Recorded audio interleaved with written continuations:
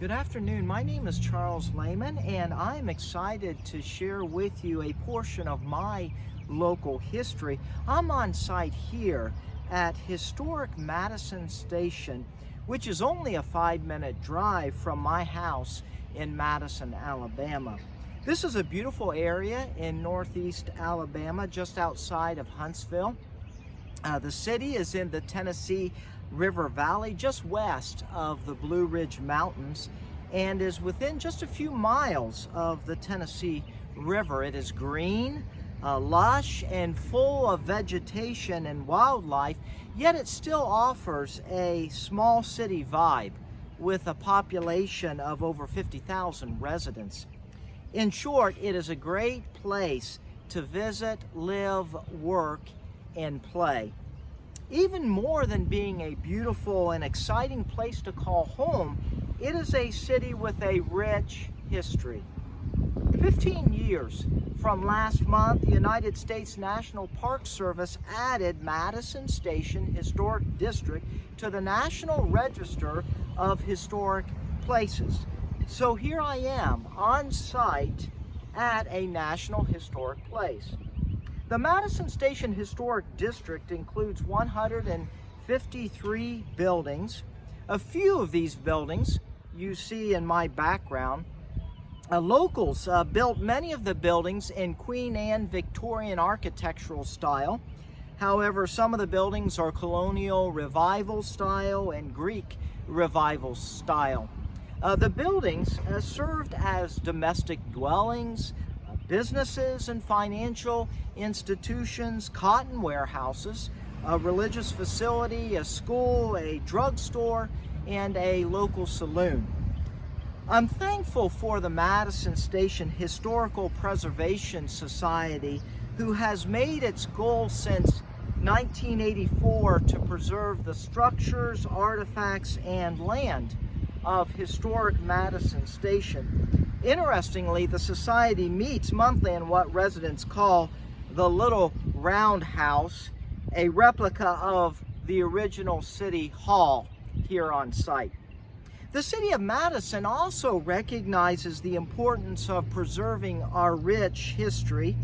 In 2008, the Madison Mayor and City Council established the Madison Station Historical Preservation Commission that developed over 80 pages of design review guidelines that contribute to preservation efforts.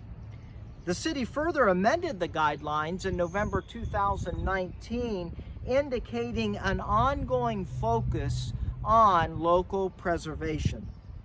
I'm grateful for our government and community leaders who dedicate their energy and time in working to preserve our history. The history of Madison Station dates back to 1818, when John Cartwright came to the area. Cartwright, seeing the suitability of the land, was able to receive a grant from the federal government. The land would later fall under the ownership of the Palmer family and became known as Palmer Place. It was not until 1856, however, that Madison Station officially became a town. The critical event that took place in the late 1850s in northeast Alabama was the building of the Memphis and Charleston Railroad, which connected Decatur, Alabama to Huntsville, Alabama. Right at the middle of the line was Madison Station. Shortly after the laying of tracks in 1856, George W. Martin and Thomas J. Clay opened 2 stores, a post office, a blacksmith shop, and a saloon. From 1856 to the beginning of the American Civil War, Madison Station continued to grow as the fertile region is suitable for growing cotton and agriculture. The area attracted families, and businessmen and merchants came in great numbers to the town, including J.J. Akers, S.D. Doolittle, Walter and Thomas Hopkins, and James Bibb. At the beginning of the American Civil War, Madison Station became a fairly quiet community as men left the town to fight in the war. However, quiet times did not last. By the beginning of 1863, federal troops had taken possession of Madison Station because of the strategic importance of the railroad. They occupied Madison Station uninterrupted until May 1864. It was May 17, 1864, that marked a significant event in Madison Station's history. Official records from the War of the Rebellion refer to the incident as the Affair at Madison Station. At 8:00 a.m. on Tuesday, May 17th, Confederate troops converged from all directions on the area that you see immediately behind me and around me.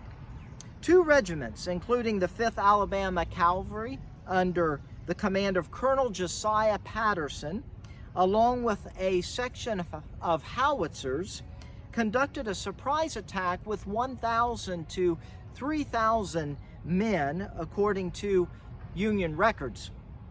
The Union stood their ground behind bales of cotton and fought Patterson's forces. However, in a short time, the Confederates forced back Colonel Adam B. Gorgas and the 13th Illinois Infantry, who were occupying Madison Station and guarding the railroad. According to the official records from the Union, Confederates outnumbered Federals 4-1. It was a very desperate situation. To complicate the matters, it was raining so heavy that there was very little visibility. John Rankins, who is a local Madison historian, believes that it was the heavy rains that enabled the 5th Alabama Cavalry to initiate the surprise attack against Gorgas's forces. Of note, rain with accompanying storms and tornadoes remains a consistent occurrence in this area. That is why this area is so lush and green. Gorgas, however, blamed the surprise attack on local citizens who he believed gave away Union positions. Gorgas's forces withdrew 3 miles east towards Huntsville and regrouped. Once they formed their lines, they returned to Madison Station, and with other Union forces from the 59th Indiana and 5th Ohio Cavalry, they forced the 5th Alabama Cavalry into retreat. Patterson's Confederate soldiers destroyed the cotton buildings and telegraph lines and took off across the river with equipment, clothing, ammunition, Union papers, and prisoners, leaving the railroad behind me unharmed. The loss of life on both sides was minimal. This would be the last action that Madison Station would experience in the Civil War.